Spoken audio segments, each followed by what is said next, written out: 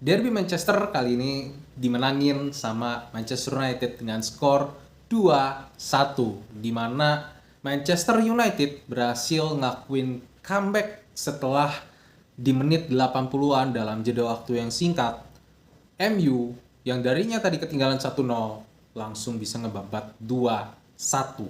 Oke, jadi kita bakal ngebahas pelan-pelan gimana Manchester United ini pada akhirnya bisa melakukan comeback luar biasa untuk pertandingan kali ini, dan sementara Manchester City mereka harus menambah masa perpanjangan untuk kekalahan beruntun mereka, di mana Chelsea itu benar-benar kalah doang isinya. Walaupun memang nggak separah Chelsea, karena sekala-kalahnya Manchester City ini tetap masih ada di atas.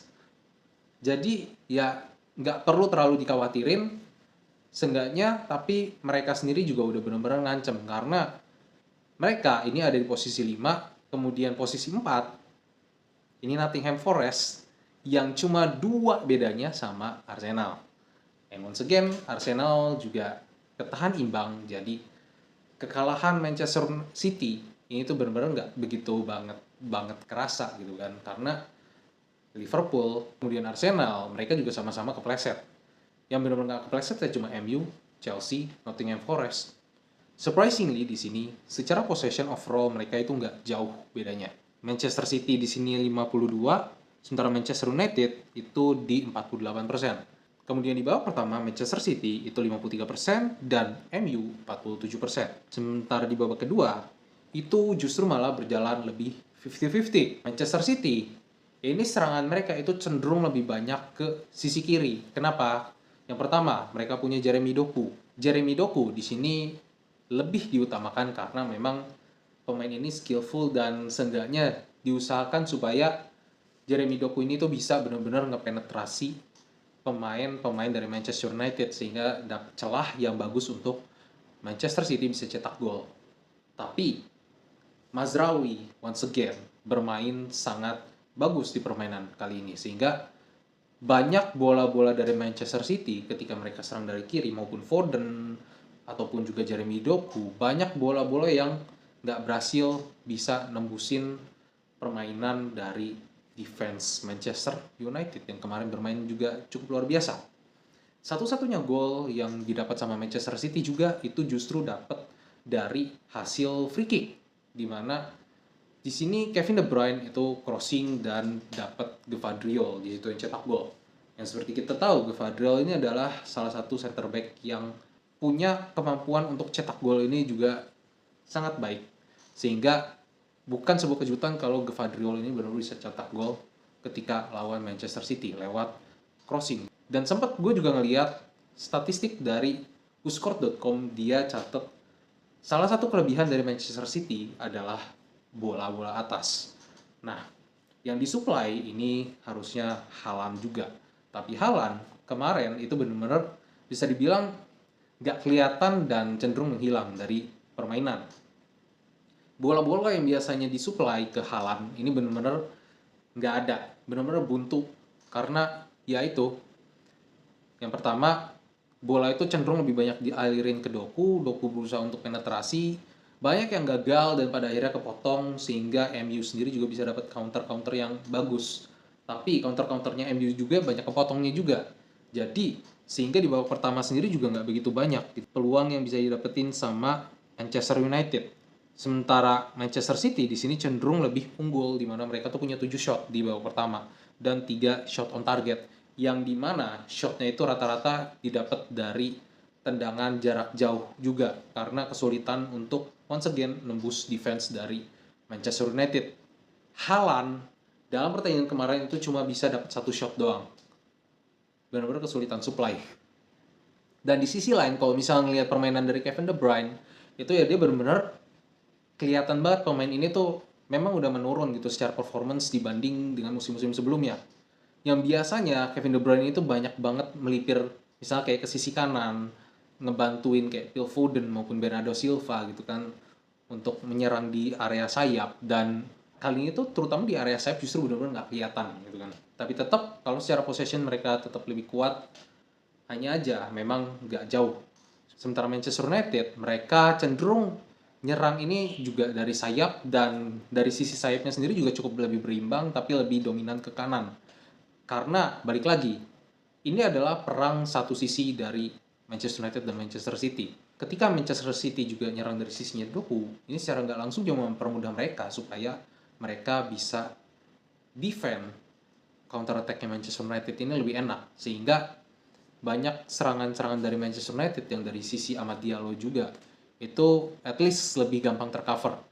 Dan sebenarnya Manchester United sendiri juga dia tuh turunin Mason Mount di awal gitu kan, dan cederanya Mason Mount sendiri juga secara nggak langsung kalau menurut gue itu bikin, karena akhirnya Bruno dilariin ke depan lagi dan Kobe Mainu main, ini tuh secara nggak langsung berpengaruh juga secara performance dari Manchester United, di mana ya balik lagi fleksibilitas ini tuh juga jadi kelihatan gitu dengan Bruno bisa fleksibel melipir kemana-kemana karena dia AM juga, dia bisa lebih ngebantu buat build up, tapi dia juga posisinya lebih ke depan sehingga dia juga punya kreativitas juga untuk menyerang, opsi-opsi untuk menyerang itu ada. Dan Manchester United sebentar Amad Diallo juga bermain juga makin lama juga makin kelihatan sangat bagus gitu kan, dan dia juga benar-benar berbahaya gitu kan sebagai individu yang bisa mengancam gawang Manchester City.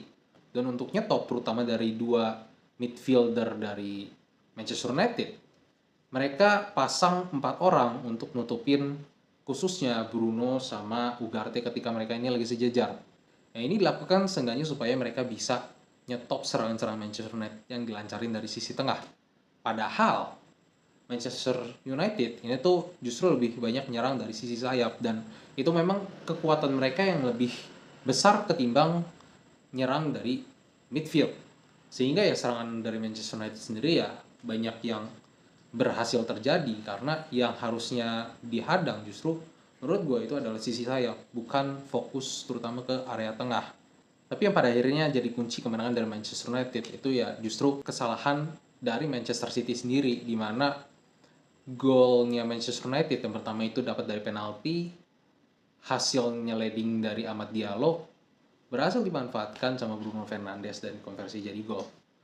Nah ini kelihatan banget di mana sisi mental ini tuh benar-benar jadi punishment buat Manchester City. Kenapa? Karena gak lama dari babak pertama, gue rasa para pemain dari Manchester City khususnya di bagian defense itu masih belum bisa move on dari gol pertama gitu kan. Gol pertamanya dari Manchester United, sehingga kayak masih kepikiran gitu kan. Di sini Amad Diallo benar-benar manfaatin kesempatan untuk nusuk, dan tusukannya Amad Diallo ini tuh benar-benar smart.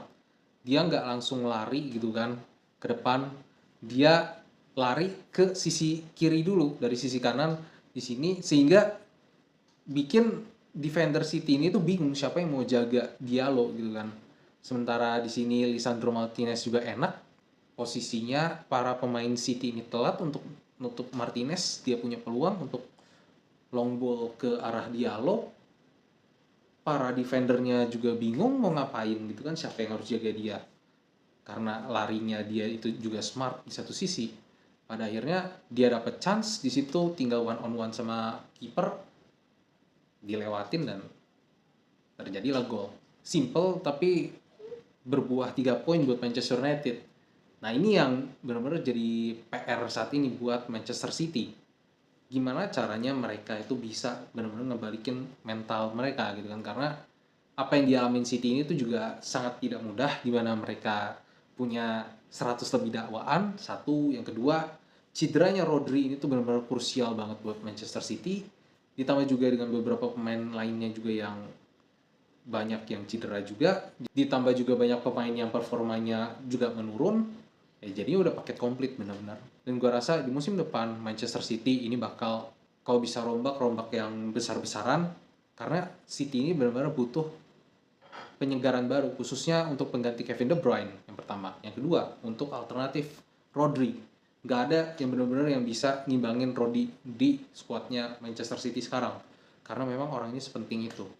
So, itu aja untuk video kali ini. Thank you for watching, dan kita bakal lihat di pertandingan selanjutnya kayak gimana Manchester United dan Manchester City bersama dengan tim-tim besar lainnya.